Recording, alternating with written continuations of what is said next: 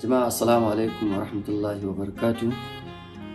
Sunana Aminu Muhammad wanda aka fi sani da Aminu Saira, shugaban kamfanin Saira Movies Investment Limited, kuma darakta jagoran shirin fim ɗin labari na series. Ina mana fatan alkhairi kuma ina mana addu'a da fatan mun gama azumi lafiya kuma mun yi sallah lafiya. Allah ya sa ibadin da muka yi karɓaɓɓu ne. Ina son ɗan yi sanarwa ne kaɗan akan shirin fim ɗin labari na, kamar yadda muka ambata cewa kafin azumi mun tafi hutu, kuma Allah ya so yadda bayan sallah za mu dawo. To ina ƙara ba mu haƙuri, muna nan ba dare ba rana muna ta ƙoƙarin kammala aikin.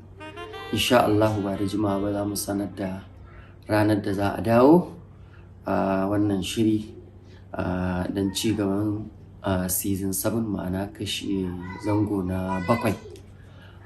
Ina mana godiya kuma muna jin daɗi, muna ƙara jaddada godiyarmu ga masu kallon wannan shiri.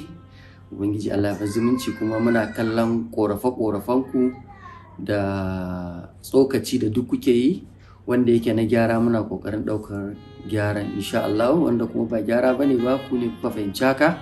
So Allah yadda za mu samu wani lokaci na musamman mu wayar da kanku akan wannan.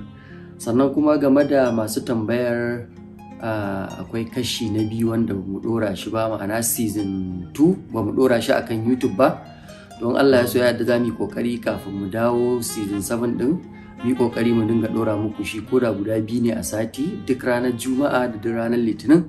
In Allah yadda za mu yi ƙoƙari mu kammala ɗora su guda 13 kafin mu kai ga dawowa season 7 in Allah ya so yadda.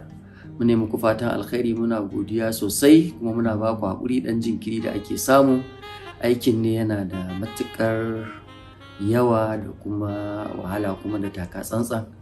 Allah ya ba mu dacewa. Wassalamu alaikum wa rahmatullahi wa barakatuh.